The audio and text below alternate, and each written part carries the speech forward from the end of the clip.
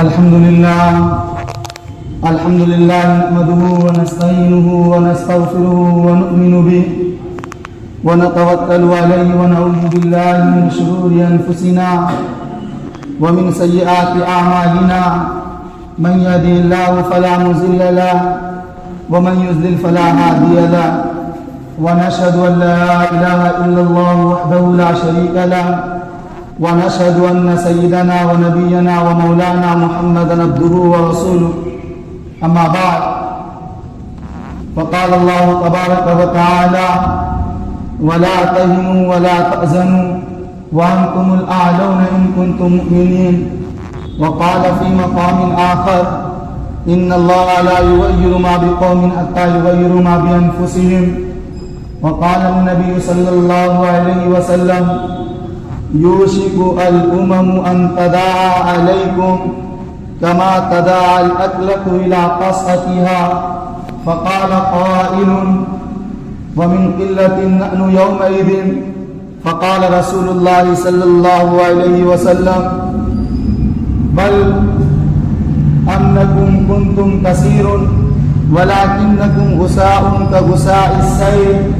ولينزعن الله من صدور عدوكم المهابة منكم وليقذفن الله في صدوركم الوهن فقال قائل وما الوهن يا رسول الله قال رسول الله صلى الله عليه وسلم حب الدنيا وكراهية الموت أو كما قال النبي صلى الله عليه وسلم. معزز سامعین کرام اور میرے نوجوان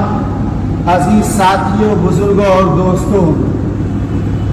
آج ہم جس پرآشوب دور سے گزر رہے ہیں، آپ خواہ ملک ہندوستان کے مسلمان ہوں یا دنیا کے کسی اور خطے میں جہاں مسلمان رہ رہے ہوں، ان کو کن حالات سے دوچار ہونا پڑ رہا ہے، کیا ہے، کن کن گھٹن اور پریشانیوں سے وہ جوجھ رہی ہیں، وہ ہم پر پوشیدہ نہیں ہیں بلکہ ہم میں سے ہر ایک فرد جان رہا ہے. میرے بھائیوں، کہیں تو ہم مسلمانوں کی جان و مال عدم تحفظ کا شکار ہے، تو کہیں ہماری نئی نسل کے نوجوانوں کو نظریاتی الجھنوں کا شکار بنایا جا رہا ہے، تو کہیں ہماری ماں اور بہنوں کی عزت و عصمت کو تار تار کیا جا رہا ہے. میرے بھائیوں، غرض یہ کہ ہر طرف سے مسلمانوں کو ایک طرح کا ہدف تنقید اور ظلم کا نشانہ بنایا جا رہا ہے، اور ان حالات کے تقاضے کے تحت ایک بشریت کے ناطے انسان کے دلوں میں یہ خوف یعنی بے چینی، مایوسی، نا امیدی پیدا ہونا ایک حد تک فطری عمل ہے. لیکن میرے بھائیوں، یاد رکھیے کہ ہم بحیثیت مسلمان، ہمارا یہ کامل یقین ہے کہ اس کائنات کے اندر ایک پتا بھی یا کوئی واقعہ یا کوئی حادثات اس وقت تک رونما نہیں ہو سکتا ہے جب تک اللہ کی اذن، اللہ کی پوشیدہ حکمت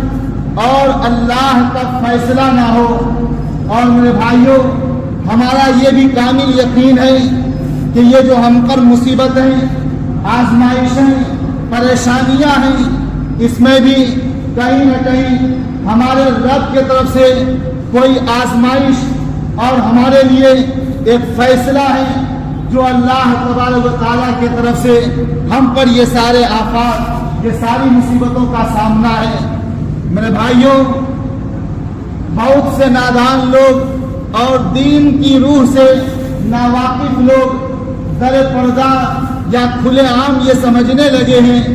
کہ شاید دین اسلام پر عمل کرنا، دین کو اپنا شعار بنانا، اسلامی تہذیب کو اپنے سینے سے لگانا، یہی ہماری ان تمام مسائل اور مشکلات کی جڑ ہے. میرے بھائیوں، یہ ہرگز نہیں ہے بلکہ یہ سراسر غلط ہے. بلکہ حقیقت یہ ہے کہ دین اسلام کو چھوڑنا قرآن و سنت کی روشن تعلیمات سے اپنی دوری اختیار کرنا، اپنے اخلاق و کردار کا جنازہ نکالنا، ان وجہ سے ہمارے لیے یہ حالات ہیں۔ میرے بھائیوں، آج ہم یہ سمجھتے ہیں کہ دین اسلام پر عمل کرنے کی وجہ سے یہ پریشانیاں ہیں، یہ مصیبتیں ہیں، لیکن یاد رکھیے